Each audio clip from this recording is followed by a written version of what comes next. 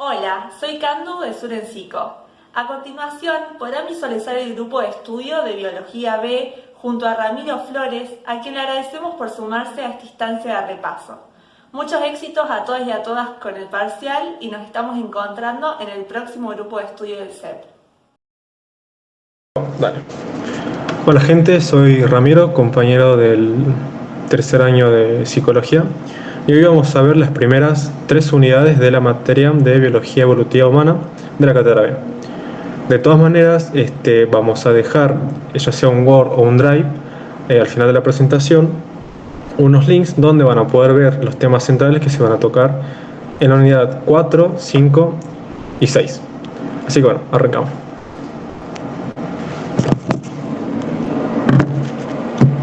Bueno, empezamos con el texto La relación cerebro-conducta hacia una nueva dualidad. Acá el autor lo que nos plantea es la problemática de la dualidad cerebro-conducta. Dualidad es la existencia de dos caracteres o fenómenos distintos en una misma cosa. Esta dualidad es un problema a resolver, ya que estamos hablando de dominio distinto. Por un lado, el cerebro, cuya naturaleza es física, y la conducta, que implica procesos mentales y no físicos. Estaremos hablando entonces de una dualidad lógica incorrecta, dice el autor, ya que el cerebro es biológico y la conducta es un componente psicológico. De todas maneras, no debemos apreciar una y desmerecer otra, sino lograr una relación entre ambos. Una de las disciplinas que se encarga de conocer más a profundidad esta relación es la neurociencia. Esta a lo largo de los años ha estudiado los procesos cognitivos a través de técnicas como por ejemplo la intervención quirúrgica, pero con el avance de la tecnología se usaron otras técnicas. El problema yace en la delimitación conceptual. Esto quiere decir que hasta qué punto se estudian los procesos mentales, porque al no haber un consenso de la definición de cada proceso mental es muy fácil caer en un reduccionismo, que en breve vamos a explicar lo que es. Aún así no hay que rechazar esta relación cerebro-conducta, entonces lo que se propone es un análisis profundo ayudándonos a partir de las nuevas tecnologías y lograr así un acuerdo respecto de los que son los procesos mentales. Para dar un repaso histórico respecto a esta dualidad, en su momento Skinner se negó a estas explicaciones biológicas porque precisamente él creía que solamente eran eso, explicaciones biológicas, que no tenían nada que ver con el ámbito psicológico. Después Hayes y Bronstein hablaban de una sustitución de términos. Ellos decían que se estaba materializando la mente y que simplemente se estaba reemplazando el término de dualismo tradicional. Por su parte, Thompson lo que va a hacer es proponernos dos tipos de reduccionismo. El explicativo o teórico, el cual es simplemente basarse en una explicación biológica de un fenómeno. Y luego tenemos el otro reduccionismo, que es el constitutivo u ontológico, el cual da cuenta de la existencia de diferentes sistemas y subsistemas biológicos que se organizan funcionalmente en términos de determinados fenómenos conductuales. Pero, como podemos ver, no se estaría hablando este último en sí de un reduccionismo, sino de diferentes análisis, de diferentes tipos de análisis que permiten una mayor comprensión de los fenómenos conductuales. El autor entonces nos habla de una aparente nueva dualidad biológico-conductual, pero nos hace una distinción. La explicación del comportamiento no se agota en la delimitación del componente biológico. Esto es un elemento necesario, pero no suficiente para el comportamiento psicológico. Pero a su vez no implica que se hablen en dos sistemas distintos. Es por eso que vamos a hablar de un sistema único, para no caer en el reduccionismo que tanto queremos evitar. Bien, entonces hablamos de una relación interteórica, porque vamos a confluctuar tanto términos biológicos como el cerebro, y vamos a explicar también cuestiones psicológicas a través de los llamados procesos mentales. Thompson nos va a mencionar el concepto de variación endógena, que recordemos que endógeno significa que se origina por causas internas. Esta variación endógena vendría a ser la actividad neuronal, que si bien no puede explicar toda la complejidad del cerebro, nos ayuda para darle un sentido a la variabilidad conductual. También nos va a hablar sobre los factores disposicionales. Estos son elementos que probabilizan en términos de facilitar o dificultar ciertas interacciones. Pero aún así hay que tener en cuenta que son simplemente disposicionales, no causales. El efecto que tengan van a depender del nivel en el que se den y también de los potenciadores. Esto es, la interacción entre los elementos genéticos y los ambientales. Al finalizar el texto, lo que va a hacer Thompson es remarcar la importancia del tratamiento de algunas irregularidades genéticas que dificultan justamente la conducta humana. A través de este tratamiento lo que se va a hacer es lograr nuevas conexiones sinápticas que la persona en ese momento no posee. Pero hay que tener en cuenta de que nos advierte de que hay que tener en cuenta de que no hay que tener una posición causal, porque si no sería pretender que cada sujeto se reduce solamente a conexiones sinápticas. Después al final hace una mención sobre que un error que puede llegar a cometer la neurociencia es que solamente se centren en este estudio de la actividad neuronal y deje de lado ciertas cuestiones un poco más teóricas. Pero de todas maneras hay que tenerla en cuenta, hay que darle mucho valor, porque son esas las que van a ayudar al progreso justamente del entendimiento de esta relación cerebro-conducta. Ahora pasamos al texto introducción. Bien, como ya sabemos, como ya mucha gente conoce, Charles Darwin fue la persona que propuso el origen de las especies, el evolucionismo. Perdón, no el evolucionismo. Fue el origen del sistema, ¿cómo se llama esto? Me quedo un toque. La selección natural, perdón. Pero no fue la primera persona en proponer este término de evolución. Antes, unos griegos también propusieron un término de evolución, como que de teoría atómica, pero al no ser tan conocidos, no se reforzó tanto como la teoría que propuso después Darwin. También Buffon quiso implementar el término de degeneración para darle una explicación al estado actual de las cosas, el cual decía que las cosas estaban como estaban, pero por una degeneración, como por un tipo de justamente esta degeneración de no uso de las cosas. Y también otro antecesor, curiosamente, fue el abuelo de Darwin, el cual no tuvo como una charla muy amena con Darwin, no influyó eso en su teoría, pero sí tenía escrito respecto a que los seres, las cosas que se ven hoy en día, tenían una conexión histórica. Aún así, las personas que mejor pudieron dar hincapié a este término de evolución fueron dos teorías, el uniformismo y el catastrofismo. El uniformismo fue propuesto por Hutton, el cual decía que el cambio constante era la naturaleza de las cosas. Es decir, que nada aparecía de manera espontánea ni se quedaba así eternamente, sino que se iba cambiando progresivamente. Esto fue en su momento muy chocante, ya que en esa época se daba mucha validez a la teoría de la generación espontánea. ¿Okay?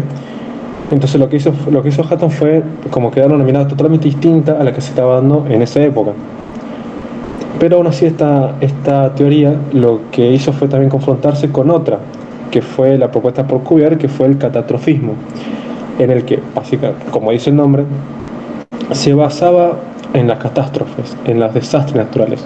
Eran estos los que producían una nueva incorporación en las especies, en cualquier cosa viva, o cualquier cosa también inorgánica. Es decir, por ejemplo, la extinción de los dinosaurios, o un sismo masivo, o si queremos hablar respecto a la Biblia, cómo se posicionaba, cómo se tenía en cuenta la Biblia en ese tiempo, podemos hablar del Arca de Noé. El diluvio básicamente fue como un punto de partida para que las cosas se den como se dan hoy en día. Pero aún así, la persona que empezó, vendría a ser, de un punto de partida a este término de evolucionismo, como que le quiso dar una explicación más sistemática, fue Lamarck, el cual propuso que las cosas, a partir del estudio de fósiles y de encontrar sustancias y organismos muy, muy simples, propuso de que las especies y las cosas tienden a la progresión, tienden a evolucionar. Y tiene como elemento dos cosas: la herencia, que es básicamente el traspaso de generación en generación, y también como un creador divino, como un ente inconsciente que llama a esta progresión. Después, durante los años, obviamente sus teorías, como se ve hoy en día, no son correctas, no son así como dijo él, terminó siendo como un tipo de burla en el ámbito científico, pero aún así se rescata hoy en día sus teorías como para dar un contexto histórico de lo que fue el progreso de la evolución como concepto. Entonces ahora empezamos a hablar de Darwin, que con el viaje a Beagle, que estaba acá en América, descubrió que algunos pinzones, o sea, unas aves que también estaban en Europa, eran bastante parecidas entre sí, como que diferenciaban solamente sus picos. Entonces él se preguntó del por qué estas aves eran tan distintas si eran de la misma especie o del mismo tipo, ven a ser.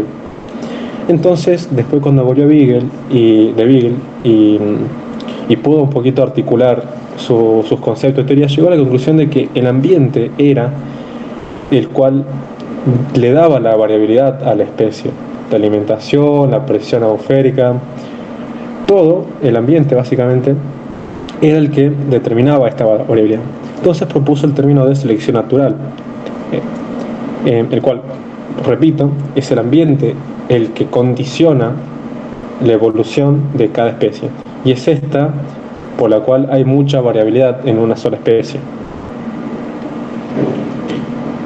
Bueno, después, con el tiempo, obviamente, escribió el libro Origen de las Especies, y que en su momento fue muy revelador y unificador, porque, como habíamos dicho con Hutton, había mucha importancia a la Biblia, a la Iglesia, a esas cuestiones como de Dios y demás. Entonces, lo que hizo este libro, su teoría, fue refutar completamente y darle un giro 180 grados a lo que se pensaba respecto a las especies y al propio humano.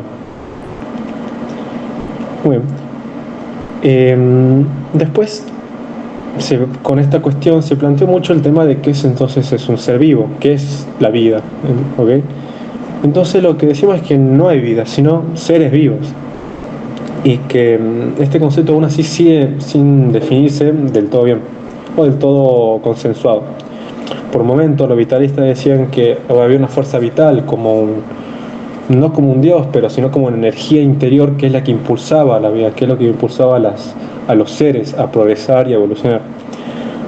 Por otra parte, los mecanicistas, como uno de los mayores exponentes fue Descartes, estaban en oposición al vitalismo, porque ellos decían que el espíritu y el cuerpo eran entes totalmente separados y que no se tenían que confundir ni mucho menos relacionar.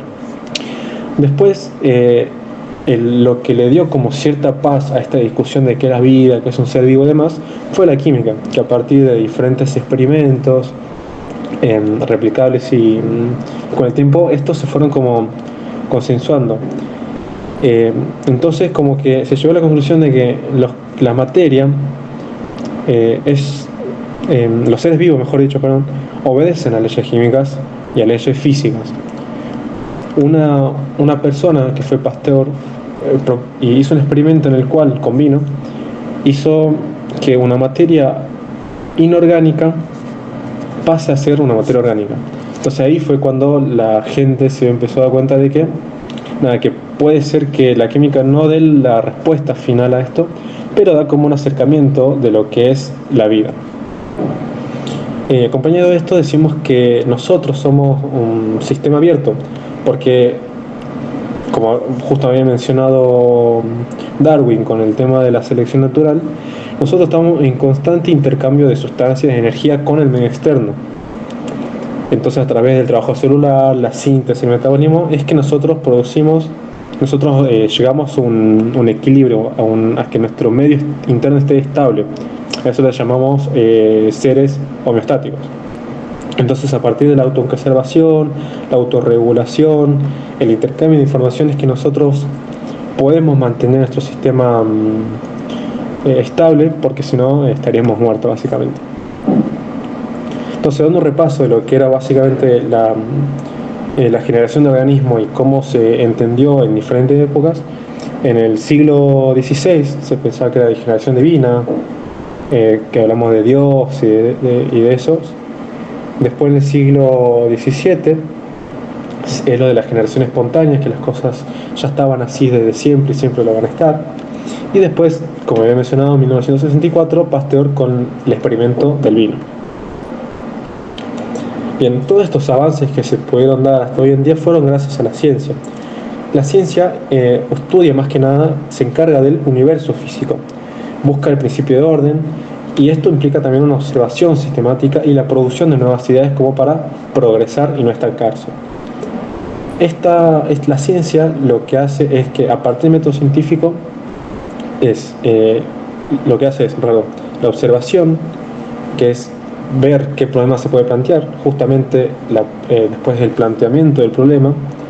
Después del planteamiento del problema, de ver qué cuestiones queremos investigar, tenemos la hipótesis, las posibles respuestas a esta situación que acabamos de plantear. Después la experimentación, que justamente es verificar o no ciertas hipótesis. Luego un análisis de estos datos que acabamos de tener con la experimentación, y después un resultado general para ver si se puede o no formar una teoría. Hay que decir también que el método científico no es único, porque va a estar totalmente determinado por la pregunta, y que justamente la comunicación es lo que permite esta evolución de la ciencia, porque a partir de la comunicación lo que hacen los científicos es replicar estos experimentos, así ver si el experimentador lo que hizo fue una falla, o encontrarle básicamente la verdad más cercana, porque recordemos que ninguna verdad es absoluta, que ninguna confirmación es 100%. Entonces se busca la repetición como más prolongada, la que se mantenga más tiempo estable. Por eso vamos a decir que la ciencia materialista, ya que trabaja en un universo natural y siempre trata de ser lo más objetivo posible. Hoy en día sabemos que la ciencia tiene mucho poder en la sociedad, pero aún así no resuelve todo, lo cual no está mal, pero es una cosa como que se le tiene que remarcar, ya que obviamente hay cuestiones que nunca vamos a poder llegar a saber, o que no vamos a saber nunca al 100%. Aún así decimos que la ciencia es un proceso dinámico, ya que con esta comunicación, avance de tecnologías, los nuevos planteamientos de ideas, siempre va progresando, siempre va hacia adelante. Ahora pasamos al siguiente texto. Bien, la clasificación de organismos. La especie, vamos a decir que son tipos. Básicamente su significado es tipo. Son individuos que se reproducen, pero aún así estos individuos se reproducen aislados, tienen barreras reproductivas. ¿Por qué? Porque si se reproducirían cualquier ser con cualquiera, perdería esa identificación, esa morfología especial que caracteriza cada especie.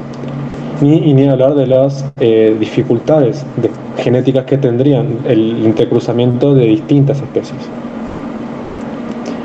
Entonces le vamos a dar 3 usos diferentes al concepto de especie.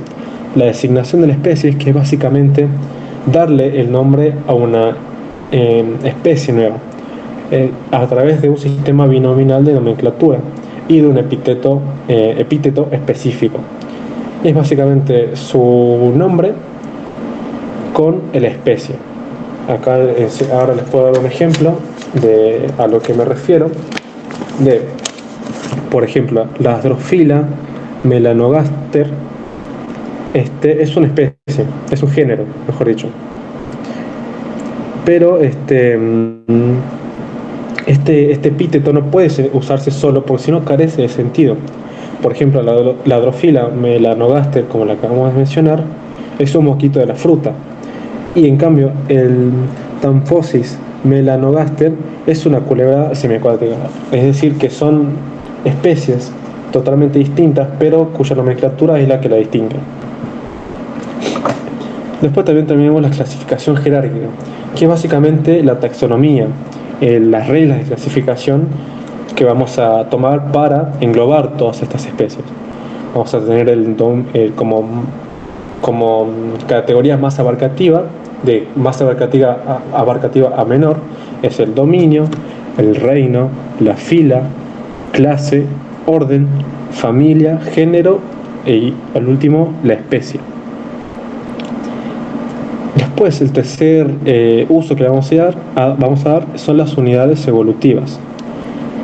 Acá existen dos, que son la convergente y la divergente. La convergente se refiere a la analogía, es decir, cuando dos especies, o dos seres, mejor, sí, dos especies tienen distinto origen, es decir, no comparten un ancestro común, pero aún así tienen como una misma función. Me explico. Por ejemplo, las alas, verás la de las moscas, la de los pájaros, los murciélagos, tienen alas. Esas tres especies tienen alas, pero aún así no podemos decir que tienen un ancestro común. Pero la función es esa, volar, básicamente. Y la divergente se refiere a la homología, es decir, seres que tienen el mismo origen, el mismo ancestro común, pero tienen distinta función. Por ejemplo, las patas, las aletas, las manos y las alas, por ejemplo, tienen, por ejemplo, la de un mono, la de un tiburón, de cualquier animal que se te ocurra, tienen estas cualidades: patas, alas, aletas o manos. Entonces tienen el mismo origen, pero su función es totalmente distinta, porque las patas son para caminar, ya sea los cuadrúpedos o los bípedos. También tenemos las alas, que no sirven para caminar, pero sí para volar, y las aletas, que sirven para nadar. Tienen el mismo origen, tienen misma estructura, se reparten casi que de la misma manera, pero tienen funciones totalmente distintas.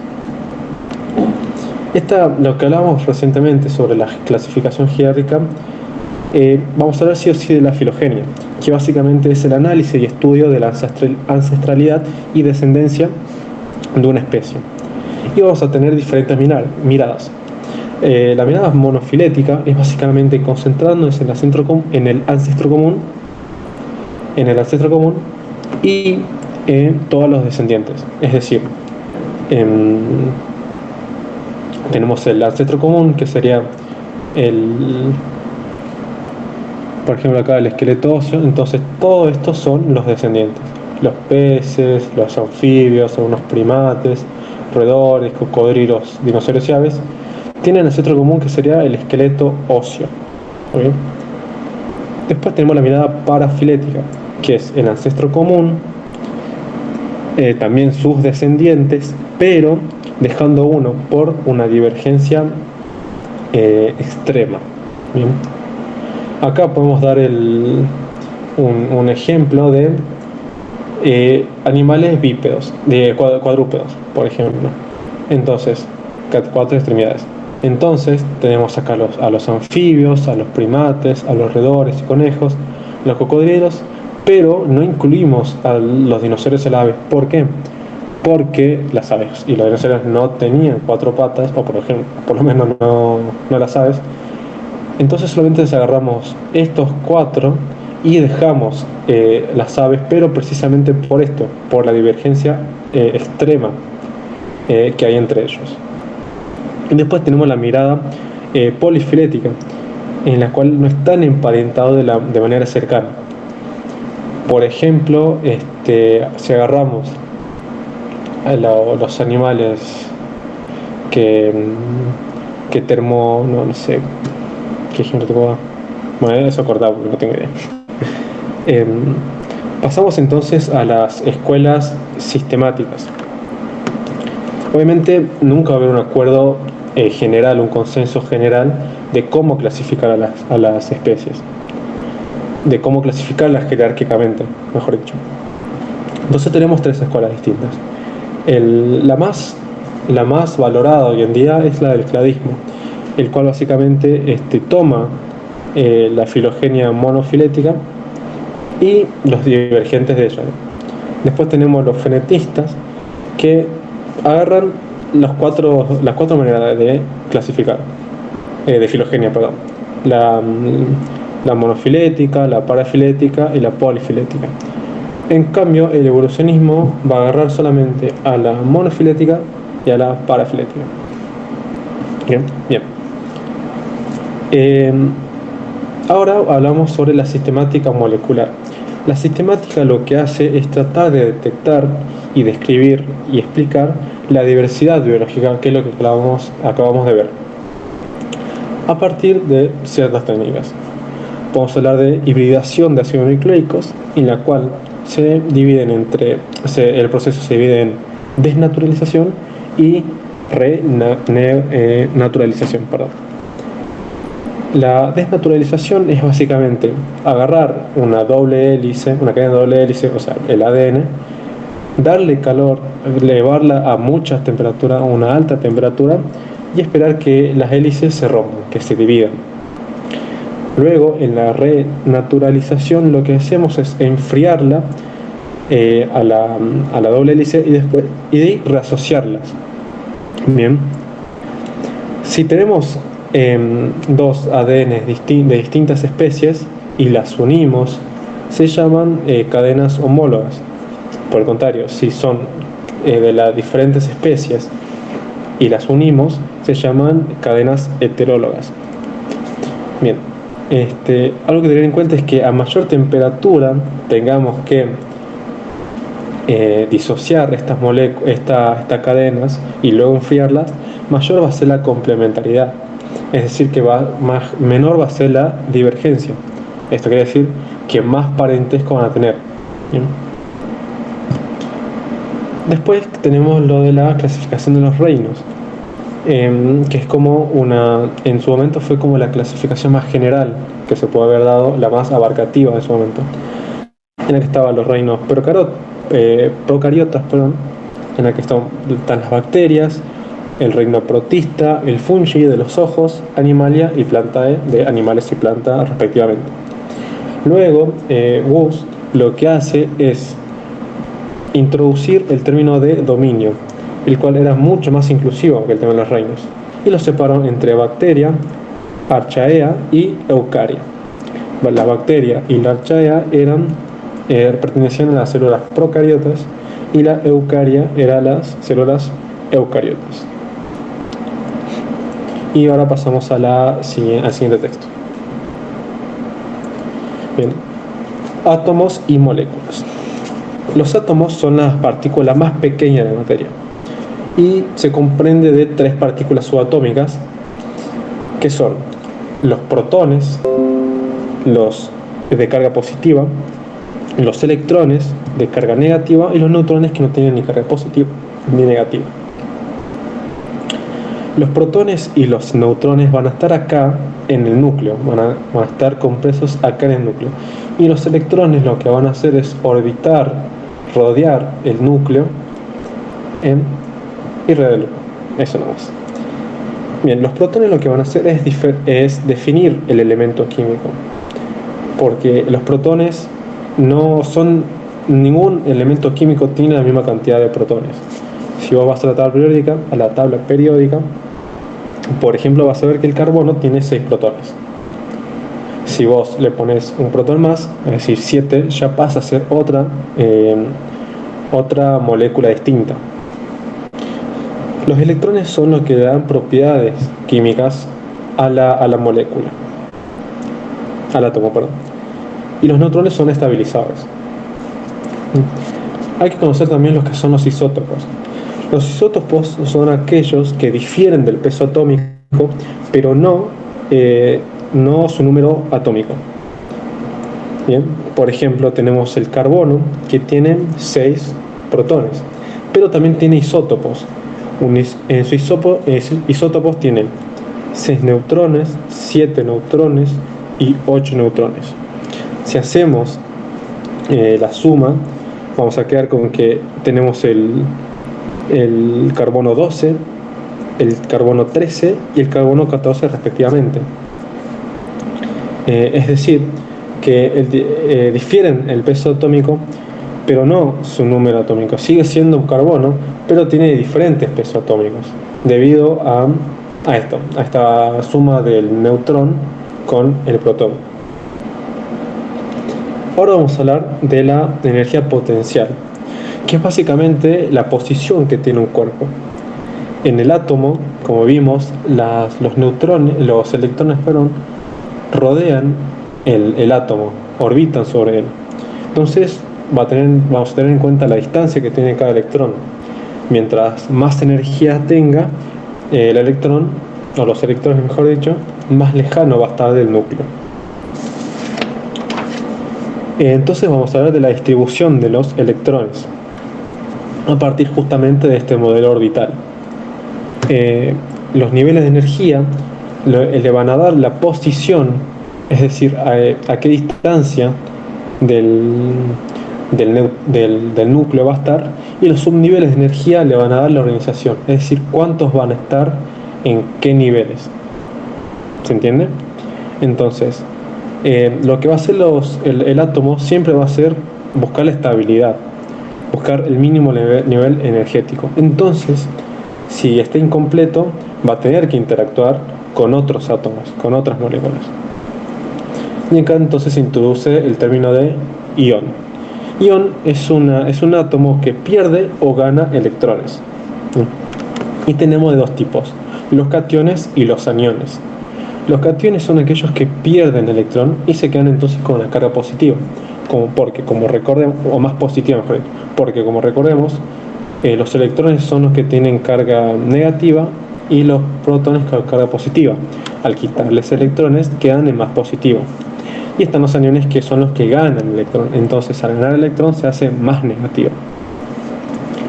Entonces vamos a hablar del enlace iónico, que es justamente la atracción mutua de iones de carga opuesta, es decir, los aniones y los cationes. Entonces estamos hablando de una transferencia de electrones. Muy bien. Y entonces se pueden dar diferentes enlaces. Está el enlace covalente no polar, que son básicamente de pares compartidos, de átomos iguales, como por ejemplo el hidrógeno. Entonces, al compararse, al ser átomos iguales, no difiere uno del otro, comparten de manera totalmente igual. Por ejemplo, el hidrógeno solamente tiene un electrón. Entonces, al compartir con otro electrón, ninguno queda desfavorecido. ¿Ok? Entonces, hablamos que el enlace covalente es no polar. ¿Muy bien?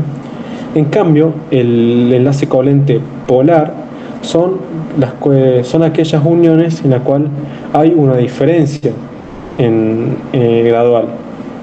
Tienen diferentes grados de atracción. Por ejemplo, el hidrógeno y el cloro son sustancias distintas.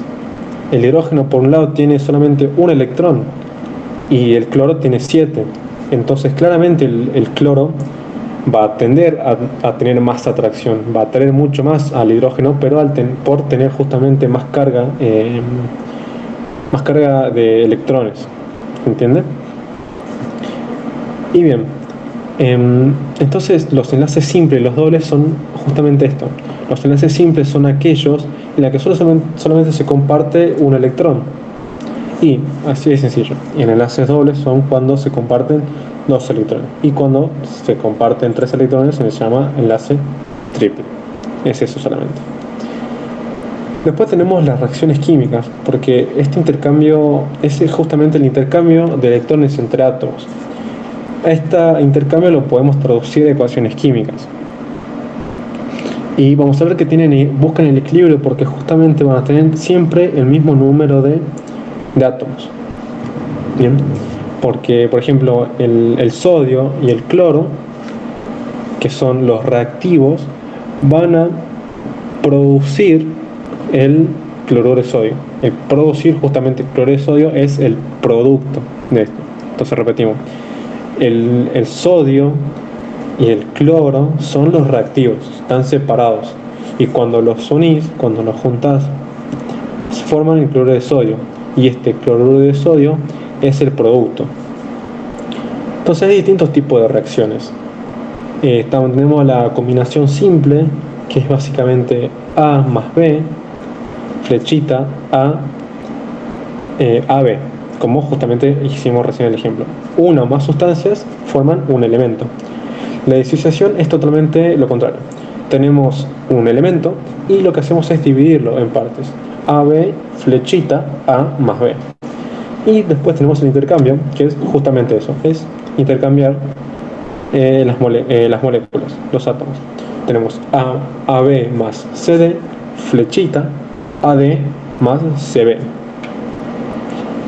Esta sigla CHNOPS corresponde a los átomos que más componen los tejidos vivos. Es decir, que los tejidos vivos tienen, si mal no recuerdo, más del 99%, el 99% mejor dicho, de los tejidos vivos tienen estos átomos, los cuales son el carbono, el hidrógeno, el nitrógeno, el oxígeno, el fósforo y el azufre. Finalizando esto tenemos los niveles de organización de los seres vivos. Hablamos del atómico, que es el átomo, que es la mínima porción mínima de materia, es lo más chico que podemos ver. El subatómico, como hablamos, el electrón, el protón y el neutrón. Después tenemos las células, que más adelante las vamos a analizar con más profundidad. Tenemos el organismo multicelular, que es precisamente esto. Los organismos, los individuos y demás. Y como última organización tenemos la biosfera, que es justamente el ambiente, el ámbito donde se producen todas estas relaciones. El agua. Bueno, como ya sabemos, el agua obviamente es un átomo totalmente, el H2O. El agua es muy importante en el día a día, es muy importante para los seres vivos, y que sin ella no podríamos vivir, porque justamente el 70% de nuestro cuerpo y la de muchos seres está compuesto por agua. Entonces, bueno, vamos a analizar la estructura molecular. H2O, 2 de hidrógeno y 1 de oxígeno. Este enlace que se hace entre el hidrógeno y el oxígeno lo podemos también llamar el puente de hidrógeno. ¿A qué nos referimos? Como verán, el oxígeno, como sabrán, el oxígeno tiene 6 electrones y el hidrógeno solamente tiene 1. Entonces, al formarse, al mezclarse, al combinarse, el hidrógeno se enlaza de manera simple con un electrón del oxígeno, y el otro oxígeno hace lo mismo, un enlace simple de su electrón con otro electrón. ¿Cuál es el problema? Que el electrón, al ser tan denso, a tener tanta carga negativa, porque tiene mucha electronegatividad, casi que le quita el electrón al hidrógeno, se lo saca encima. Entonces el hidrógeno lo que hace es nada, se queda con solamente un protón, y esto no se puede, porque siempre tiene que tender al equilibrio, siempre no puedes no tener un electrón. Entonces el hidrógeno, lo que va a hacer es buscar un electrón, y como vimos, el oxígeno está unido al hidrógeno compartiendo 2 electrones, es decir que está ocupando 2 de los 4 electrones que tiene. Entonces tiene 4 electrones que no están enlazados. Entonces lo que va a hacer el hidrógeno es tratar de conectarse con estos electrones que no están enlazados, y así poder equilibrarse de nuevo. Y esto entonces se llamó puente de hidrógeno. Es la conexión de hidrógeno con otro electrón del oxígeno. Tenemos ciertas consecuencias respecto a este puente de hidrógeno, las cuales son la tensión superficial, que es como cuando, por ejemplo, vieron que abrís una canilla, tiras agua y la entrecerrás o la cerrás completamente, pero aún así siguen cayendo unas cuantas gotas. Bueno, vieron que hay como gotas que se resisten a caer, no caen del todo. Bueno, eso es justamente la tensión superficial a este puente de hidrógeno que hace que los átomos queden tan aferrados entre sí. Después tenemos la capilaridad, que es básicamente el ascenso y descenso dentro de un tubo capilar. Por ejemplo, tenemos dos láminas de vidrio, la metemos al agua y el agua lo que va a hacer es subir, pero es gracias a esta capilaridad, gracias al puente de hidrógeno. Y luego tenemos la absorción, que es justamente la penetración capilar. Y como claro ejemplo podemos dar la madera, que vieron que cuando está expuesta a mucha humedad, cuando le cae mucha agua y esta no se seca, lo que pasa es que se hincha. Una cualidad que tiene el agua es su capacidad calorífica. Porque vieron cuando estás en la pileta, en el río, en un dique, lo que sea, que el agua está fría, pero por ahí el ambiente un poco más caliente, está más cálido, pero el agua está heladísima. Bueno, es justamente por esta capacidad calorífica, porque para calentar el agua se necesita mucha temperatura. Entonces esto implicaría que el calor sea comprendido como energía cinética, porque recordemos de que, por ejemplo, como el cambio de agua a vapor y de vapor a hielo, por ejemplo, el calor lo que va a hacer es hacer vibrar las moléculas de agua. Va a hacer que los puentes de hidrógenos se rompan, porque al ser tan firmes, al ser tan fuertes, es muy difícil que esto se rompa. Entonces cuando se rompe lo que produce es la vaporización, y esta vaporización recién se puede llegar cuando el agua llega justamente a los 100 grados. Por el contrario, tenemos lo que es el congelamiento, que es cuando la temperatura cae. Entonces vieron cuando metes al agua, quieres tomar agua, no tenés agua fría, entonces pones el agua fría en el freezer justamente para tomarla bien fresca y demás, y te olvidas de la botella y la volvés a sacar, está totalmente hinchada. Bueno, es eso, porque se hace más denso, los átomos del agua se comprimen demasiado, se comprimen mucho, entonces se endurece mucho y hace que esto se hinche. Aún así hay una curiosidad, que es que cuando el agua llega a 4 grados tiene como una pequeña separación, porque justamente tiene que mantener este equilibrio, porque si se uniera como que casi que infinitamente juntos, lo que produciría sería como una extra densidad, que sería imposible ni derretir, ni romper, no se podría hacer nada, porque justamente estarían tan compactados que sería imposible romperlo. Por eso se establece. Hablamos ahora de solución a la mezcla uniforme de dos o más sustancias. El solvente él va a ser el que le da el estado físico, y el soluto va a ser el que está disuelto, que tiene menor cantidad. Un ejemplo claro de esto puede ser el alcohol, que hoy en día tenemos mucho en nuestras casas. El alcohol de botella, no el que se toma, sino el que usamos para desinfectar. Van a ver que ciertos alcoholes tienen más y menos grados de alcohol. Por ejemplo, un alcohol, si tiene 96 grados de alcohol, tiene 4% de agua. Esto quiere decir que el solvente es el alcohol y el soluto es el agua. El solvente es el alcohol porque tiene mayor cantidad, tiene 96% de la botella es alcohol, y el soluto es el agua porque justamente tiene solamente 4% de la comprensión de la botella. Entonces justamente esto, porque tiene menor cantidad comparada a la del alcohol. Hay que entender también dos conceptos, lo que es hidrofílico y lo que es hidrofóbico. Para que se entienda fácilmente, lo hidrofílico es lo polar, lo soluble. Por ejemplo, tenemos la sal. La sal es bastante soluble. Vos pones sal en agua, revolves un poquito y ya no está la sal, no la ves más, se mezcló con el agua de manera burda, se mezcló. Y tenemos también el hidrofóbico, que es justamente lo no polar, lo no soluble. Y como claro ejemplo tenemos el aceite, que si vos colocas aceite y agua nunca se van a mezclar. Por más que agites y hagas lo que hagas, no se van a poder mezclar nunca.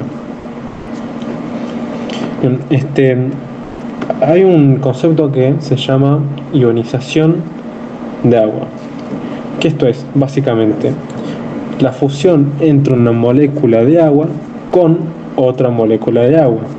Esta fusión da como resultado dos iones, un ion hidronio, representado como H+, y un ion hidróxido, como OH-.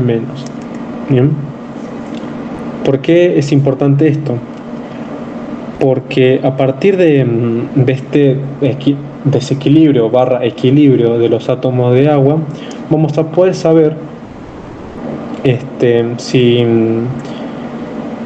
son ciertas sustancias son ácidas o si son de base. Bien, pero vamos a usar la escala pH. El pH es un grado de acidez, es la escala de acidez, es el logaritmo negativo de la concentración de iones hidrógenos. Esta escala va del 0 al 14. Los ácidos son, antes de que sigamos, los ácidos son que el número de iones catión son mayores a los iones anión, y las bases es mayor el número de aniones es comparado al número de iones.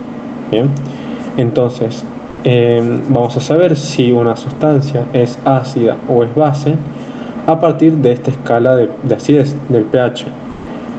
Si está por debajo de 7, nos va a dar que es un ácido, y si está por encima de 7, vamos a decir que son base. Y una cosa muy importante son los amortiguadores, los buffers, que son capaces de resistir cambios de pH cuando se agrega pequeñas cantidades de ácidos o bases. Bien. Y ahora pasamos a la siguiente. Tenemos lo que son las moléculas orgánicas. Las moléculas orgánicas, de manera general, son las que tienen carbono, lo que tienen enlace carbono-carbono. Son de 4 tipos. Tenemos los carbohidratos, los lípidos, las proteínas y los nucleótidos. ¿Bien? El carbono tiene una particularidad muy especial, que tiene 4 enlaces covalentes. Puede tener, mejor dicho, 4 enlaces covalentes. ¿Bien? Estos son los que van a después, en las moléculas orgánicas, van a ser parte de la columna molecular. ¿Bien? Entonces tenemos también los grupos funcionales, que es justamente esto, un grupo de átomos que identifica, un grupo de átomos que está identificada, recordé todo que no sé.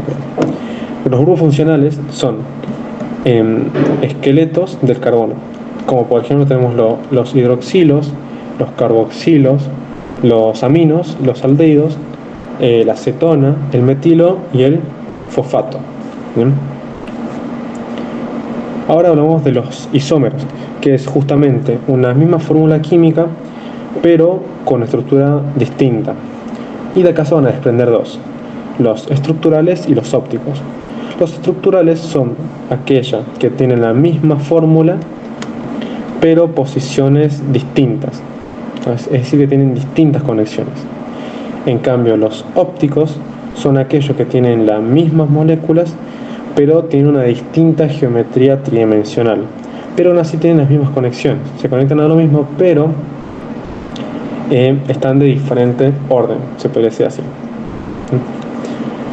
Ahora vamos a hablar de algunas moléculas orgánicas. Tenemos los carbohidratos, que son básicamente los que almacenan energía inmediata, son el combustible del organismo. También son llamados hidratos de carbono. Y tenemos 3 tipos, los monosacáridos, los disacáridos y los polisacáridos. Los monosacáridos son básicamente azúcares simples. y estos no pueden ser descompuestos en moléculas más pequeñas. Estos monosacáridos están compuestos por un grupo carbonilo, que es básicamente un enlace doble entre el carbono y el oxígeno. Y tenemos de dos tipos, las aldosas y las cetosas. Ejemplos de estos de monosacáridos son la ribosa, la glucosa y la fructosa. También tenemos los disacáridos, que son la unión de dos monosacáridos. Bien, la condensación es un término muy importante en esto porque se da a partir de la síntesis justamente de estos disacáridos, se elimina una molécula de agua y se da a un nuevo enlace disacárido. Esta hidrólisis, esta eliminación del agua, lo que hace es liberar energía. ¿Bien? Entonces, esto va a ser como un ciclo, no un ciclo sin fin, pero va a ser como un ciclo. Cada vez que se quiera gastar energía, lo que se va a hacer es eliminar un átomo de agua, se expulsa energía. Y así de vuelta, se forma una molécula de agua, se expulsa energía. Bien. Y los disacáridos, por ejemplo, son la sacarosa, que son conocidos como el azúcar de caña, la maltosa, que es el azúcar de los cereales, y la lactosa, que es el azúcar de la leche.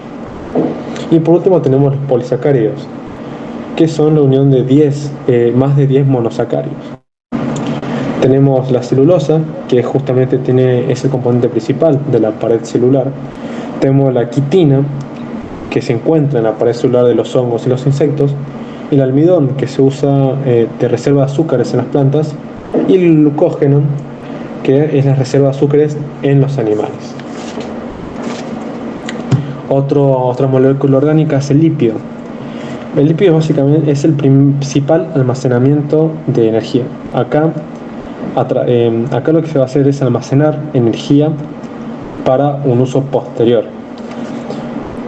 Están expresados en grasas y aceites porque tienen mayor proporción de enlaces carbono, por ende van a tener más energía química. La molécula de grasa está compuesta por 3 ácidos grasos unidos a uno de glicerol. Estas son neutras, no polares y justamente por ende son hidrofóbicas. Los ácidos grasos están compuestos por una cadena hidrocarbonada cuya cola es un grupo carbonilo, COOH. Vamos a tener los ácidos saturados, que son aquellos que tienen una cadena completa, es decir, que tienen 4 enlaces. Como habíamos dicho, el carbono puede tener 4 enlaces, y si ya en la cadena hidrocarbonada está incompleto, eso se llama ácido graso saturado. Y los no saturados, por el contrario, son aquellos que tienen enlaces dobles entre carbono y carbono, entonces quedaría solamente pendiente un enlace más. Entonces es como que está incompleto, por ende se llama no saturado. El tejido adiposo es donde se almacena la grasa. Esta aísla y protege justamente el organismo. A su vez puede ser de dos maneras. Puede ser tejido adiposo blanco o tejido adiposo pardo. Los tejidos blancos se usan más que nada cuando estamos entre comida, y es cuando la energía es cuando la energía no abastece el consumo. Entonces tiene baja capacidad metabólica. En cambio, el pardo es cuando tiene mucha capacidad metabólica. Se consume en ese momento, pero es no constante. Los fosfolípidos forman la membrana plasmática. Son 2 cadenas de ácidos grasos y una de glicerol, como hemos dicho. En el tercer carbono, justamente de esta cadena hidrocarbonada, está unido a un grupo fosfato. Este grupo fosfato lo que le da es la cualidad polar, es decir, hidrofílica. Después, más adelante, vamos a explicar bien la función de estos. Y también tenemos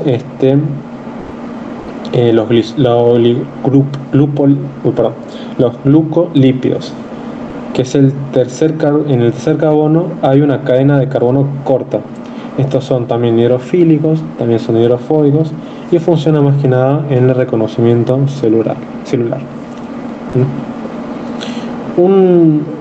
tenemos el colesterol, que es básicamente un esteroide. Un esteroide deriva del esterano, que es otra sustancia. Esta se encuentra en la membrana celular y es insoluble, es decir, no polar, es bastante rígida y evita el congelamiento. También sirve en la vaina de mielina, las vainas de mielina son justamente los que dan potencia en las neuronas para la transmisión eléctrica. Esta está sintetizada en el hígado y tiene dos maneras. Tiene las lipoproteínas de baja densidad, que básicamente son las que reparten este colesterol. Y después tenemos las lipoproteínas de alta densidad, que son aquellas que quitan el exceso o aquellas que ya no funcionan más. ¿Cuál es el problema? Que a veces cuando hay, ya sea por un factor genético o un factor X, estas lipoproteínas de alta densidad no funcionan, se rompen. Entonces, las lipoproteínas de baja densidad, que son las que reparten, siguen funcionando. Entonces funcionan, y lo que hace al final es tapar la arteria. Y como consecuencia se puede dar una aterosclerosis, que es justamente esto, el tapado de las arterias. Muy bien, ahora pasamos la última molécula orgánica, que es el aminoácido. El aminoácido tiene una estructura fundamental de NH, de COOH y de H. Bien, tiene un grupo amino, el cual la base es débil, y el carboxilo, que es de ácido débil. Bien, los aminoácidos son las partes más pequeñas de la proteína, ¿bien? Que suelen ser 20. Se dice que son 21, pero bueno, ahí ya no me meto. El enlace péptido es la unión covalente de aminoácidos. Es la cadena justamente que habíamos hablado anteriormente. Es un enlace covalente y de doble enlace también funciona. Esta produce los péptidos y las proteínas. La diferencia entre los péptidos y la proteína es que el péptido tiene solamente 10 aminoácidos y las proteínas tienen 50. Bien, son las más abundantes y tienen una secuencia lineal. El pH también muy importante acá, porque es el que va a determinar si el aminoácido es neutro, negativo o positivo. A su vez también los aminoácidos pueden funcionar como transportadores o también como neurotransmisores. Los niveles de organización de las proteínas se dan de cuatro maneras: el primario, el secundario, el terciario y el cuaternario. El primario básicamente es el grupo amino unido al grupo carbonilo. Es una secuencia de aminoácidos, es lineal. Acá va a ser protagonista el enlace peptídico, que es justamente lo que hablamos recién, que es la unión covalente de los aminoácidos. Después tenemos la secundaria, que es la disposición espacial, la direccionalidad. Bien, acá el que va a mantener el equilibrio van a ser los puentes de hidrógeno, que ya habíamos dicho anteriormente. Se pueden dar, acá se dan lo que se llaman la hélice alfa y la lámina plegada beta. La hélice alfa es la que permite que gire la proteína, y la plegada beta es cuando ya hay varias cadenas de aminoácidos y se hace como un pliegue, un papelito. El terciario son las interacciones entre los grupos R de la cadena peptídica. ¿Bien? Y acá se va a dar mucha importancia al puente disulfuro.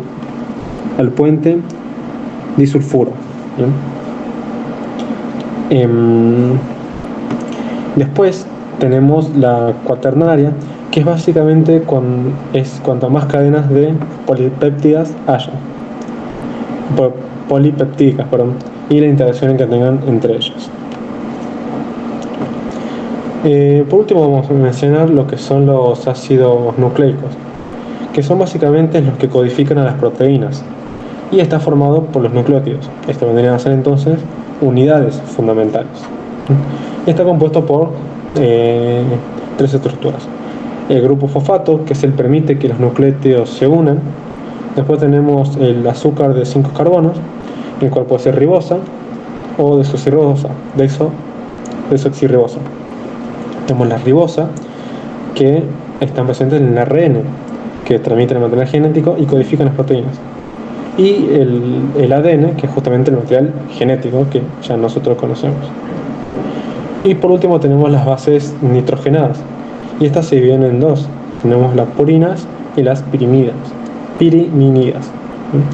En las purinas tenemos la adenina y la guanina, y en las pirimidinas tenemos la citosina, la timina y el uracilo. Por último vamos a mencionar que el ATP es el principal portador de energía. La adenina y la ribosa, y está compuesto por la adenina, la ribosa y 3 grupos fosfato. ¿Bien? Esta hace hidrólisis, como he explicado, se hace hidrólisis, se hace una explosión de energía, entonces esa se convierte en ADP. Se produce la hidrólisis, que es la división de la molécula de agua, y se devuelve energía. Y después el AMP. Y esto sigue funcionando y es lo que le da justamente este motor de energía al organismo.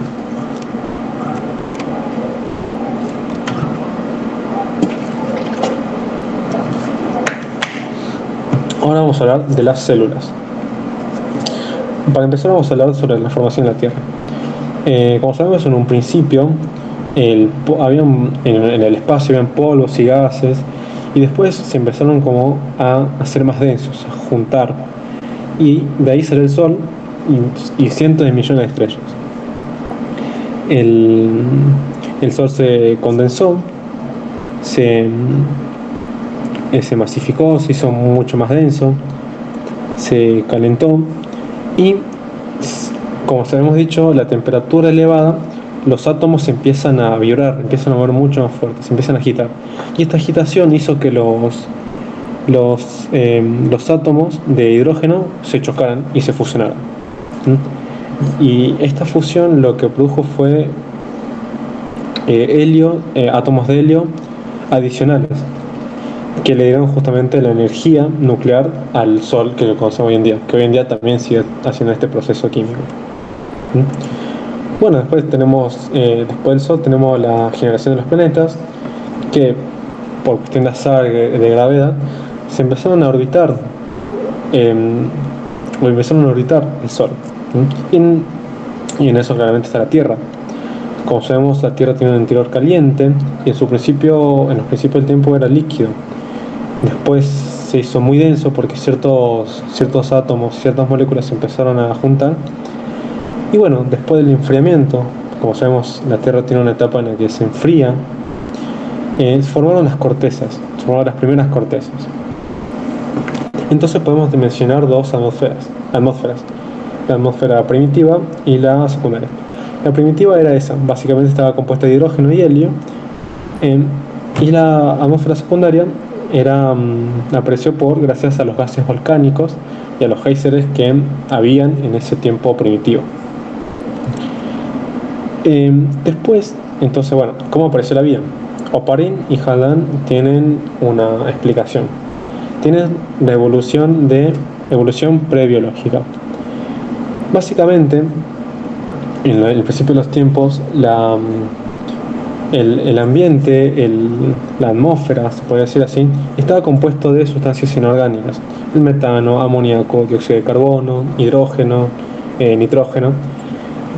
Entonces, bueno, como habíamos hablado respecto a las erupciones volcánicas, los géiseres y demás, se formaron nubes. Entonces estas nubes después se precipitaron. Y esta precipitación lo que hizo fue arrastrar estas sustancias inorgánicas y cayeron justamente en los primeros océanos, los primeros rastros de agua que habían ya en la Tierra.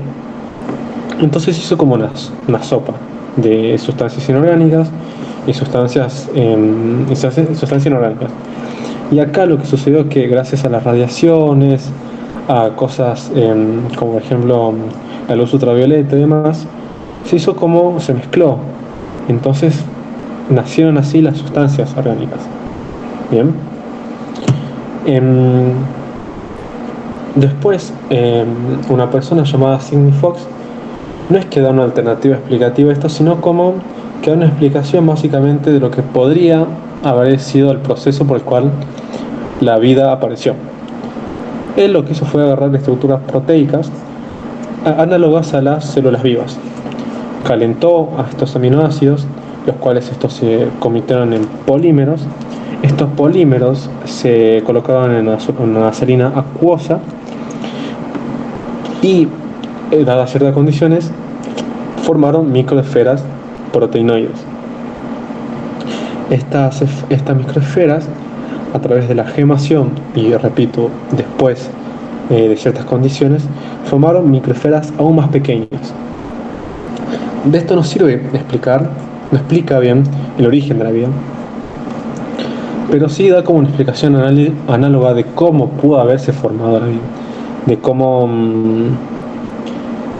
cómo a partir de una pequeña célula se puede armar como un microambiente un poco más complejo.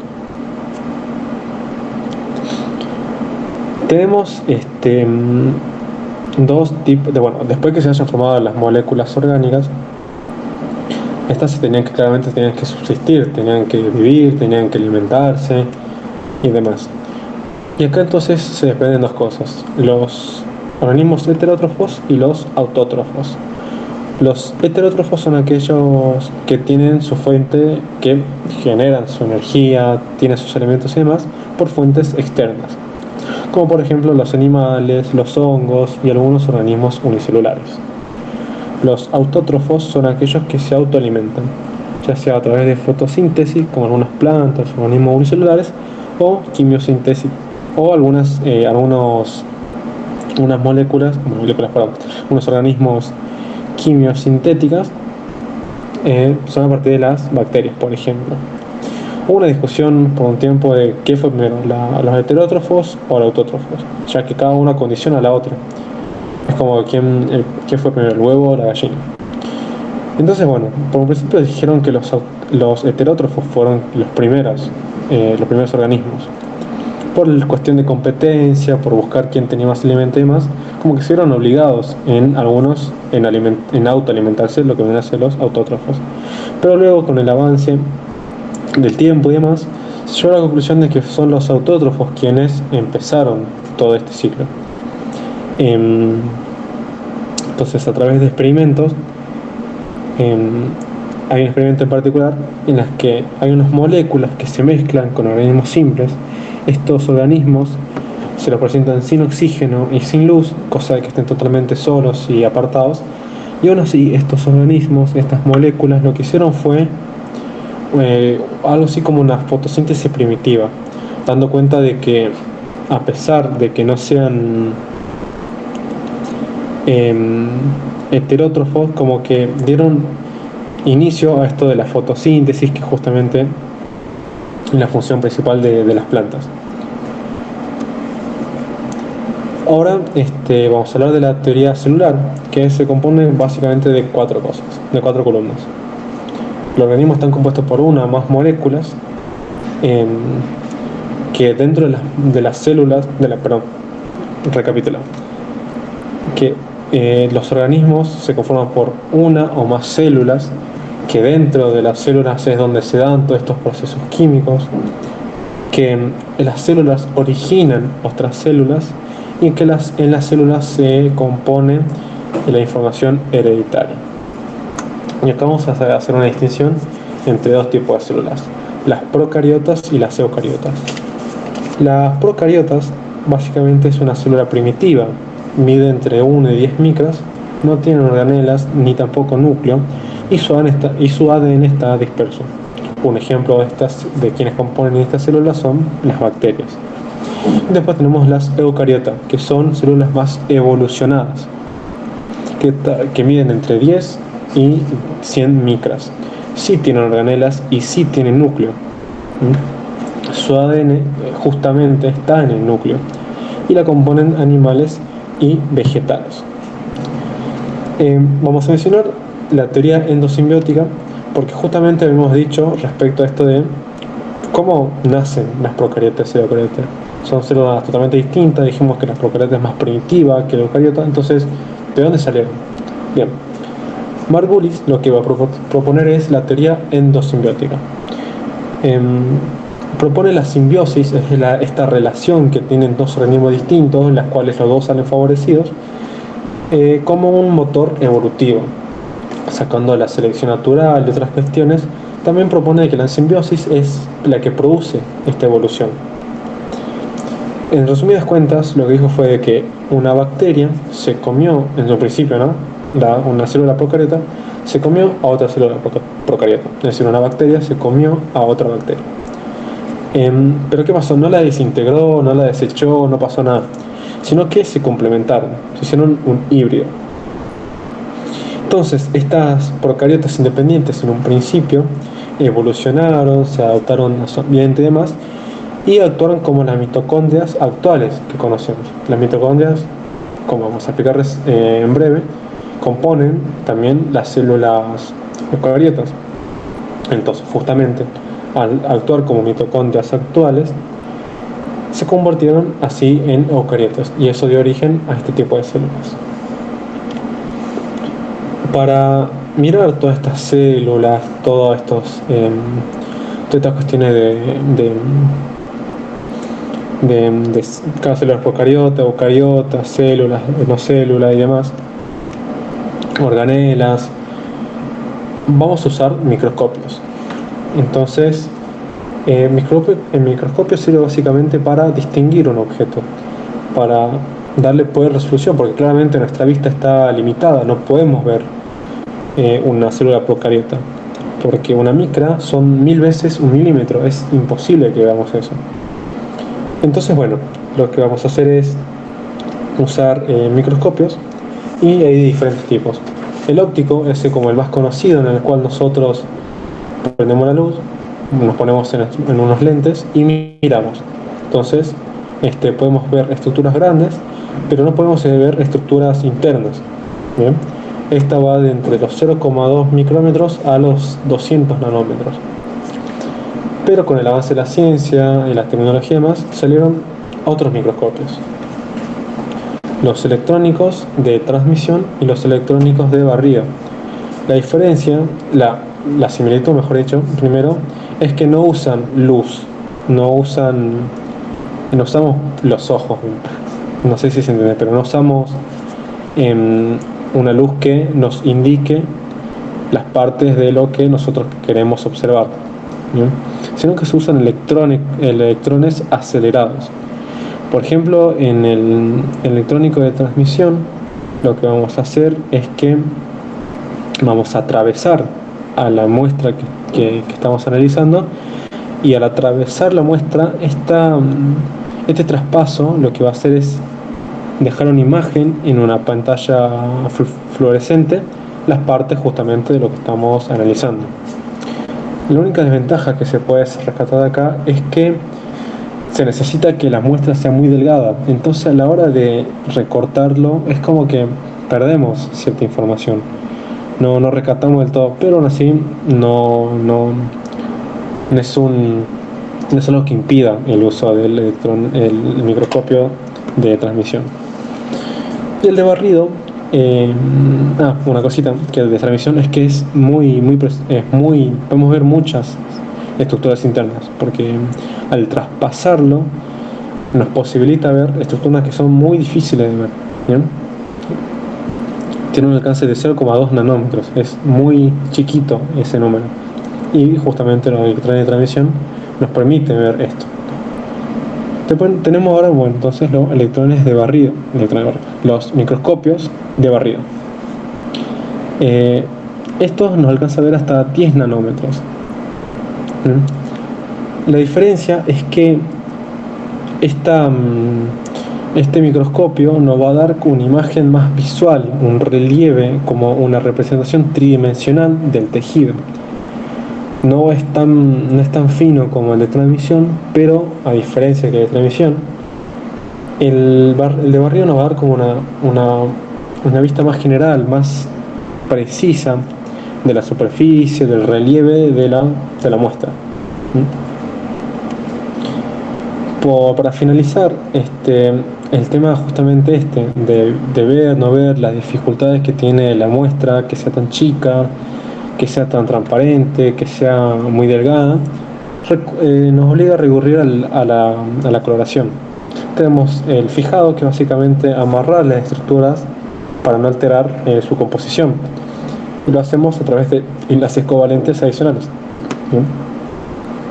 Una cosa que ya habíamos mencionado en el microscopio de transmisión es que tiene el tejido hepático, que es muy grueso. Entonces, lo que hacemos es cortarlo, pero aún así se pierde información. Podemos verlo, no hay problema, pero se pierde un poco de información. Y después tenemos el método de sombreado, que se usa más que nada en el microscopio de barrido, en el cual se cubre metal y se lo ve como que de una manera más distintiva. Se ve un poco más mejor, tiene una mejor resolución.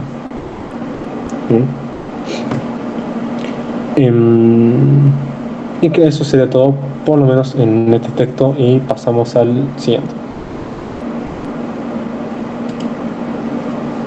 Para que se me trabó todo acá.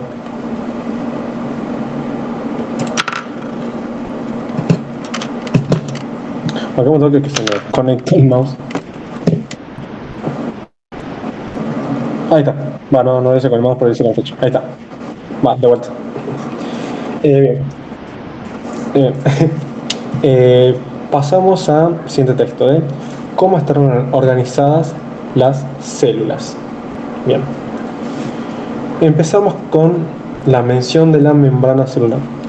Todas las células la tienen y son las que limitan la célula. ¿Bien? Son las que posibilitan el tránsito y son las que componen el comportamiento celular. ¿Bien?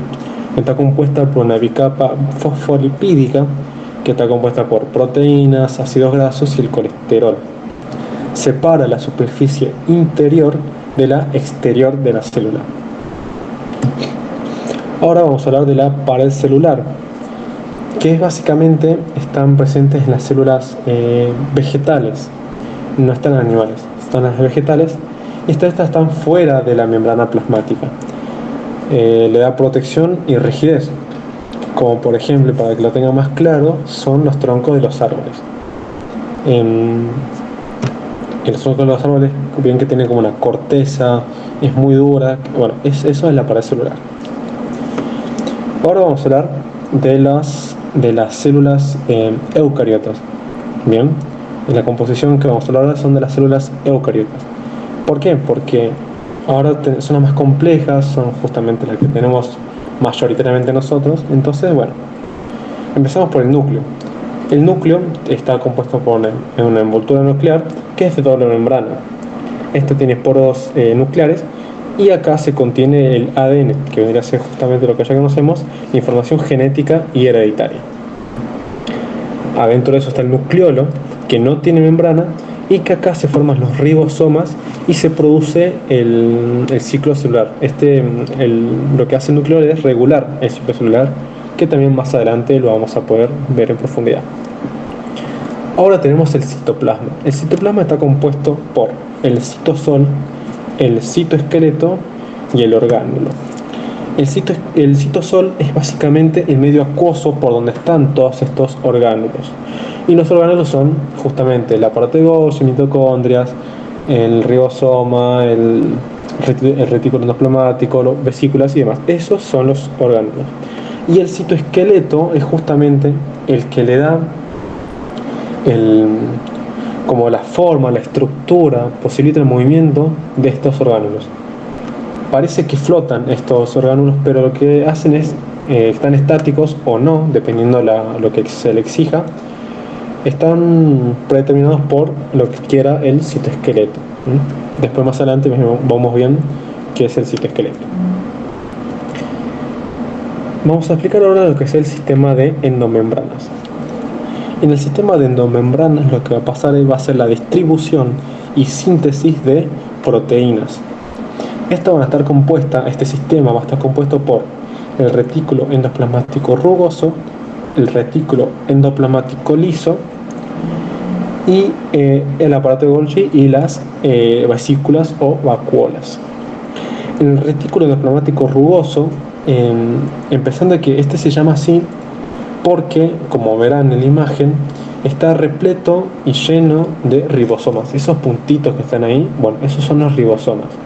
Los ribosomas justamente son los que sintetizan las proteínas. Bueno, entonces justamente el retículo endoplasmático rugoso va a ser eso, es la síntesis de proteínas. Después, seguido de eso, va a pasar al retículo endoplasmático liso. Y acá, el liso, bueno, como justamente no tiene ribosomas, por eso es liso, lo que va a hacer es la producción de grasas y lípidos. Bien. Luego, lo que va a hacer es, a través de unas vesículas y vacuolas, se lo va a pasar al aparato de Golgi. El aparato de Golgi lo que va a hacer es combinar y empaquetar estas grasas, lípidos, proteínas, desechos, lo que sea que le hayan pasado, lo va a compactar. ¿De qué manera? Formando vesículas. Entonces, estas vesículas lo que van a hacer es, primeramente, navegar por todo el citosol hasta llegar hasta la membrana celular. Después, en la membrana celular, lo que va a pasar es que se va a unir a esta membrana y va a soltar todo lo que contenía, todo lo que le habían pasado los orgánulos anteriores. Los lisosomas, pasando a otra estructura, son básicamente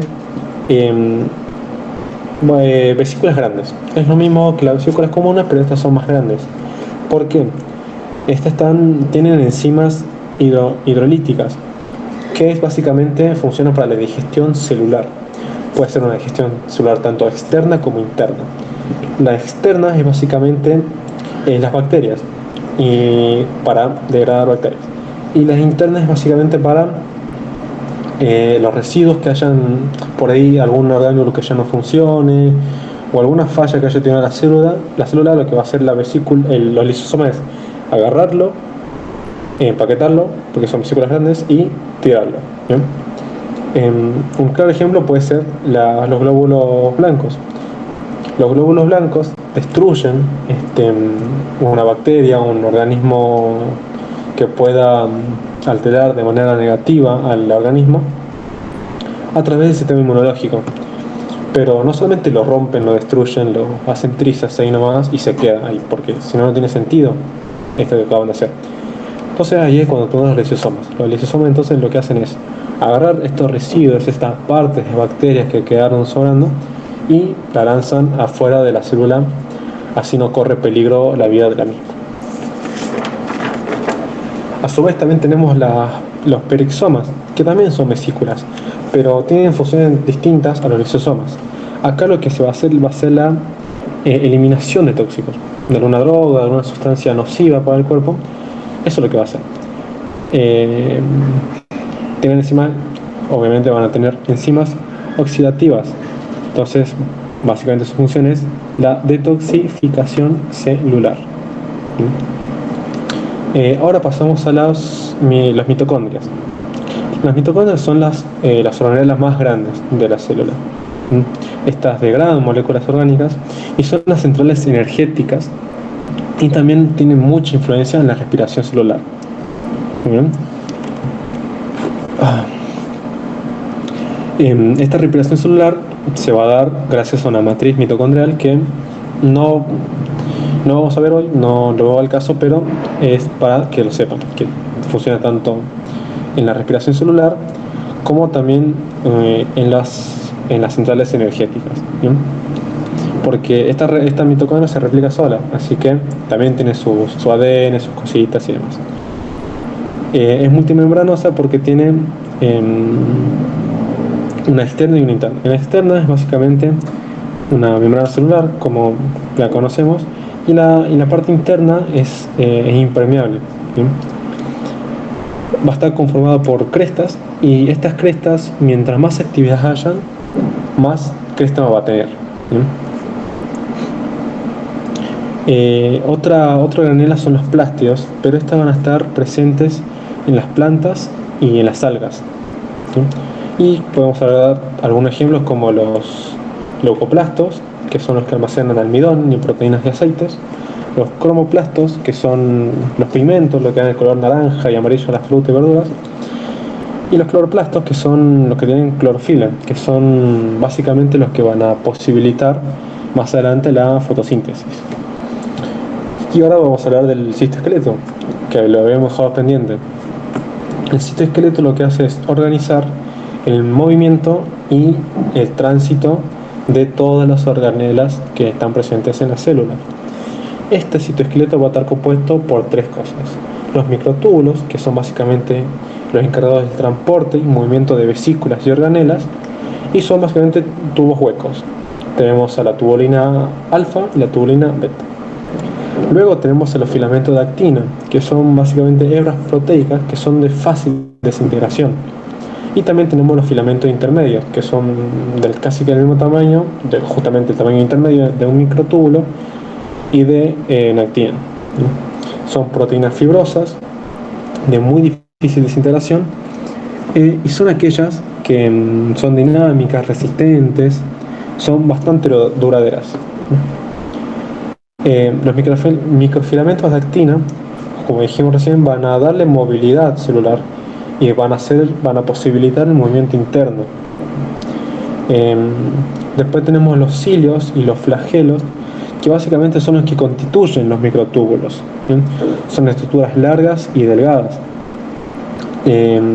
Los cilios son aquellos que son cortos y abundantes, y los largos y escasos son los flagelos. Funcionan también como transporte de proteínas y de todo ese tema. Y bueno, tenemos los cuerpos basales que componen básicamente el centriolo, que el centriolo es básicamente 9 por 3 de microtúbulos, son dos pares de centriolos, que se acercan al centrosoma, y el centrosoma es el organizador de los microtúbulos. Un ejemplo que podemos dar respecto a su uso es justamente en el uso mitótico. Cuando vamos a explicar la división celular, se va a entender mejor esto, pero su utilidad se da ahí, un ejemplo de su utilidad de tantas que tiene, ¿no? Bueno, entonces ahora, hablando de división celular, vamos a hablar de división celular.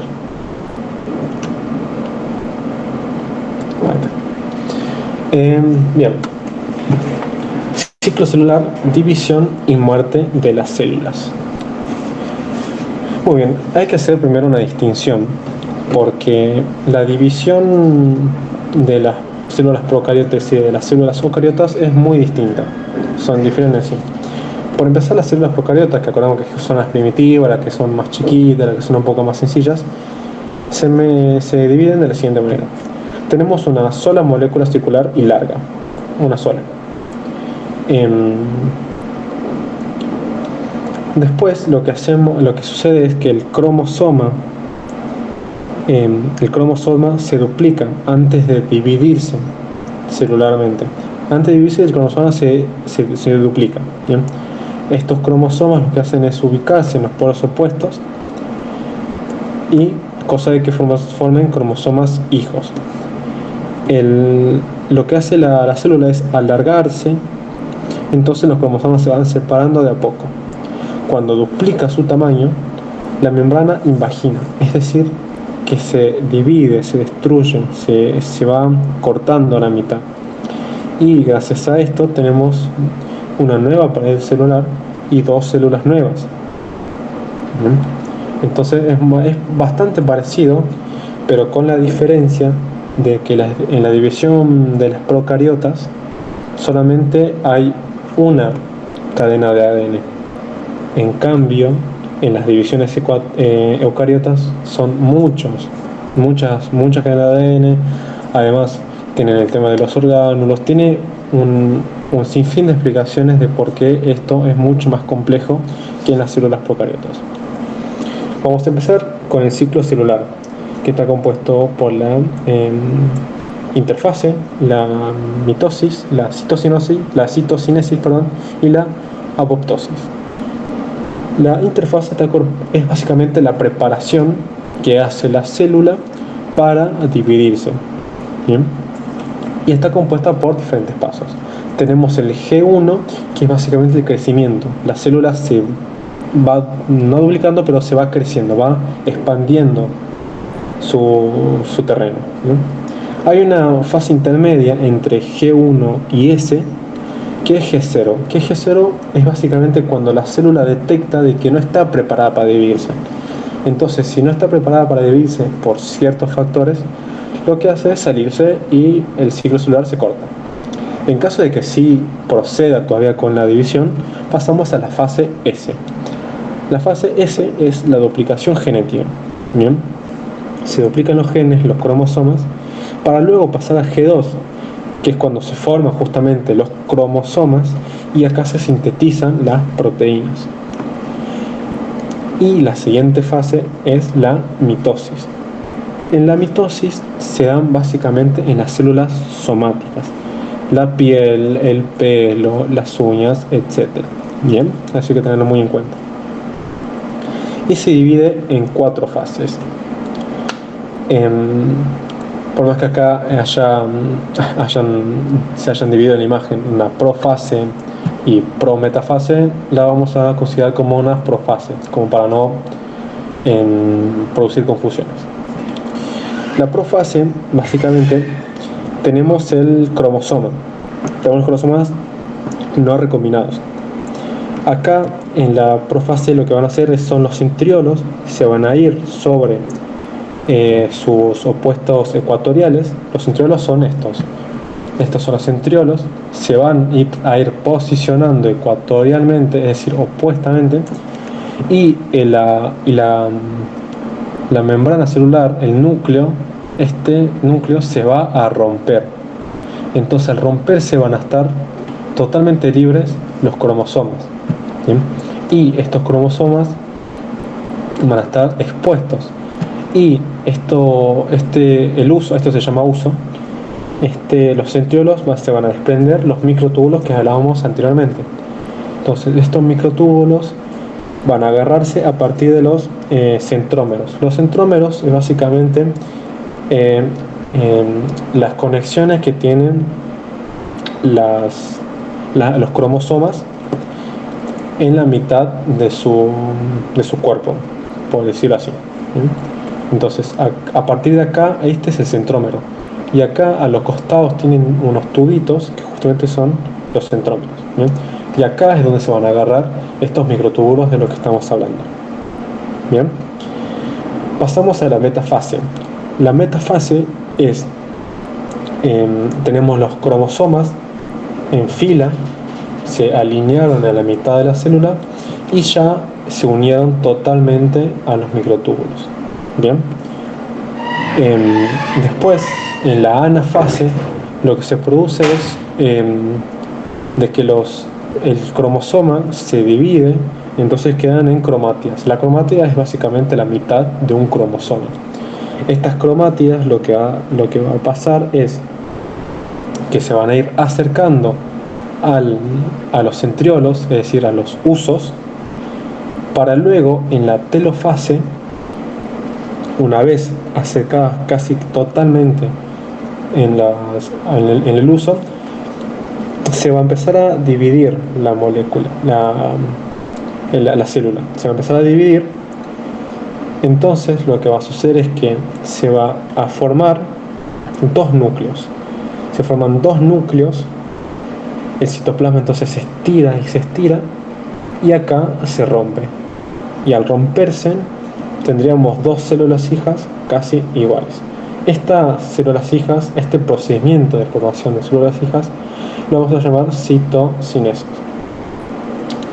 Luego, acá no está plasmado, pero tenemos la apoptosis, que es básicamente la muerte activa de la célula. Esto implica un gasto de energía y es básicamente una muerte por proceso ordenado. Muy bien, ahora pasamos a la meiosis. Bien, en la meiosis hay que tener claros dos conceptos: el concepto de haploide y diploide. Diploide es una célula compuesta por 46 cromosomas. Una célula haploide es una célula compuesta por 23 cromosomas. Bien, ¿correcto? Eso es, hay que tener bien claro. La meiosis es muy parecida a la mitosis, pero con la diferencia que acá la meiosis va a tener dos divisiones. La meiosis 1, en la que se van a parear y se van a separar los cromosomas homólogos, y en la meiosis 2, en la que se van a separar las cromátidas de cada homólogo. Bueno, entonces en la meiosis 1 empezamos la profase 1, que bueno, es idénticamente a lo de la mitosis, que es, tenemos los cromosomas, pero a diferencia de la mitosis, los cromosomas acá están combinados, como pueden ver. ¿Bien? No son homólogos, no son el mismo, son distintos, se recombinan. Bien, acá tenemos el azul y acá tenemos el rojo. Bien, entonces acá pasa lo mismo que en la mitosis. Los centriolos se van a los puntos ecuatoriales, el núcleo se rompe y los cromosomas quedan expuestos. En la metafase 1 los cromosomas se alinean en la célula y son alcanzados por los microtúbulos de los centriolos. Luego, en la anafase 1, los centriolos van a atraer a los cromosomas, partiéndolos a estos en dos. ¿Ok? Acá vemos cómo se van acercando hasta el uso. Y pasamos a la siguiente, que es la telofase. Y acá la telofase es particular. ¿Por qué? Porque cuando termina la telofase, que es justamente el rompimiento de la membrana nuclear y la producción de dos núcleos nuevos, lo que va a pasar es que vamos a obtener dos células diploides, es decir, dos células con 46 cromosomas. Bien. Y entonces acá en la meiosis 2 se repite lo mismo. Tenemos la profase 2, que es con una condición de que acá vamos a tener dos células diploides. En la anterior teníamos solamente una célula, acá vamos a tener dos. Entonces acá tenemos las dos. ¿Bien? Y acá es lo mismo de siempre. El uso, se rompe el núcleo, los cromosomas ya están recombinados, así que no tienen que recombinarse nada, ya están así. Se rompe, están expuestos, se alinean, salen los microtúbulos, se conectan con los centrómeros. Lo que hacen el uso es atraer justamente los cromosomas, y al hacer esto se divide. Y en la telofase ya se hace lo de siempre, se divide la membrana celular, forman dos núcleos, y entonces tendríamos al principio tenemos dos células diploides, y ya tendremos 4 células haploides. Bien, 1, 2, 3, 4. Acá no están divididas por completo, pero se entiende que son 4. Bien, estas células haploides van a ser justamente el esperma y el óvulo. Y hablando de eso, vamos a hablar entonces de reproducción sexual y asexual. La reproducción sexual, por un lado, reproducción sexual, se necesitan dos seres vivos para formar uno solo. Esto comprende entonces que cada ser vivo va a aportar 50% de lo suyo. ¿Bien? Y gracias a este 50 y 50 que se aporta, va a haber variabilidad genética. En casi todos los seres vivos se reproducen sexualmente. Y la reproducción asexual es cuando solamente se necesita un ser vivo para producir un ser vivo. Entonces va a depender solamente de una, es decir, el 100% de los genes van a ser traspasados a la siguiente generación. Por ende van a ser totalmente idénticos, no va a haber variabilidad, van a ser idénticos. Un ejemplo de esto van a ser las esponjas, las bacterias, algunas algas, hongos y algunas plantas. Ahora vamos a pasar a lo que es el transporte de membrana. Bien, el transporte en membrana, al igual que la división celular, vamos a tener que tener en claro ciertos conceptos. Cuando decimos sistema abierto, se refiere a un intercambio permanente de energía y de materia. Eso ya lo tenemos bien en claro. El estado estacionario es justamente el equilibrio que tenemos del medio interno con el medio externo. El gradiente químico es cuando una molécula neutra tiene un gradiente dado por su concentración. Me explico. Acá tenemos una molécula X, lo que vos quieras, y por su gradiente de concentración, esta va de mayor concentración a menor concentración. Es decir, que si acá, por ejemplo, tenemos 5 moléculas, por otro ejemplo, 5 moléculas, y acá tenemos 2, las moléculas de acá, de las que tienen 5, simplemente van a traspasar la membrana. No tienen que hacer más nada, simplemente van a pasar, pero por esta concentración, porque acá van a haber 5 y acá van a haber 2. Entonces siempre va a haber tendencia de mayor concentración a menor concentración. Bien, ese es el gradiente químico, moléculas neutras que pasan por su gradiente dada por su concentración.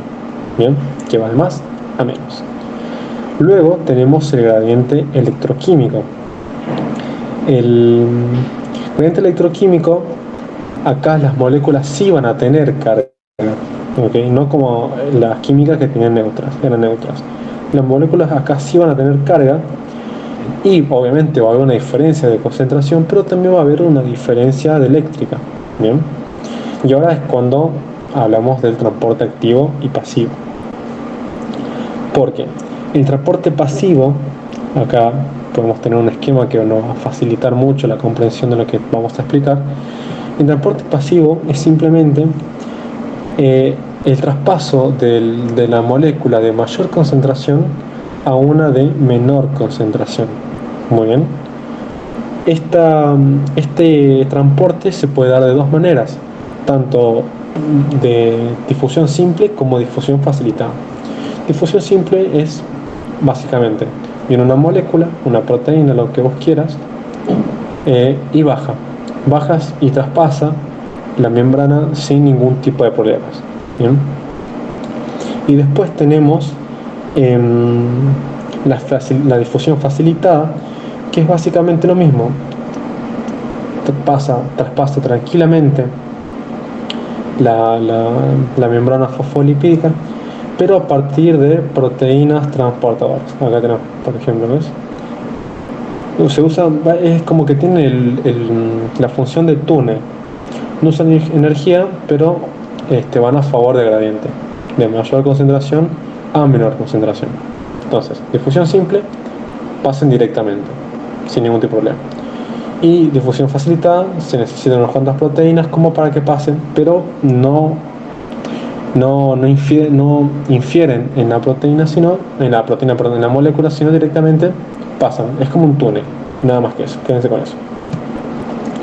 Y después el otro transporte que tenemos es el transporte activo, que a diferencia del pasivo, acá sí se usa energía, pero porque vamos a ir desde el que tiene menor concentración al que tiene mayor concentración. ¿Ok?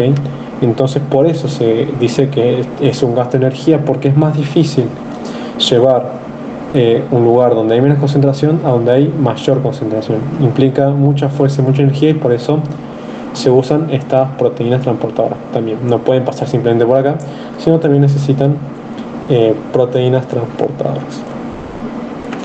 También otra manera de transporte de las células, de la transporte es a partir de las vesículas. ¿Lo tengo acá? No, bueno, sí lo tengo acá. Bien. Las vesículas se usa más que nada cuando es mucho material que tiene que ser traspasado. ¿Bien? Puede ser tanto bacterias o de células. Tenemos de dos tipos, endocitosis y exocitosis. En ambas situaciones vamos a hablar de fusión. Porque como habíamos visto ya anteriormente con la organización de la célula, las vesículas lo que hacen es unirse en la membrana celular y salir o entrar, depende de la función que tenga, pero esto, a partir de la fusión, no es que traspasa la membrana, sino que se fusiona con ella.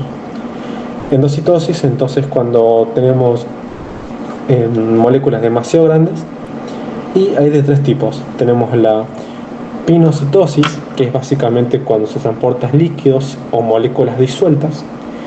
Después tenemos la fagocitosis, que básicamente cuando transportamos macromoléculas. Y cuando tenemos endocitosis mediada por receptor, estas se apoyan de estos que son receptores para entrar. Acuérdense que endocitosis es adentro. Endocitosis, entonces va de acá para allá, de afuera para adentro. Bien. En cambio, la endocitosis es al contrario. La exocitosis, perdón, es el contrario. Es la expulsión al medio extracelular. Acá tenemos el ejemplo de la parte de Golgi, que habíamos dicho de que después de que haya pasado por el retículo endoplasmático grueso, rugoso y liso, se transforman en vesículas. Entonces, este empaquetamiento lo que hace es unirse con la membrana y soltar, ya sea lo que tenga, ya sean residuos, alguna proteína, lo que vos quieras, pero va a implicar la fusión de la membrana celular con la vesícula, y de acá se va a ir para afuera. Bien, entonces repasemos. Endocitosis va de afuera para adentro a partir de una fusión con la membrana, y la exocitosis de adentro para afuera también a partir de la función con la membrana.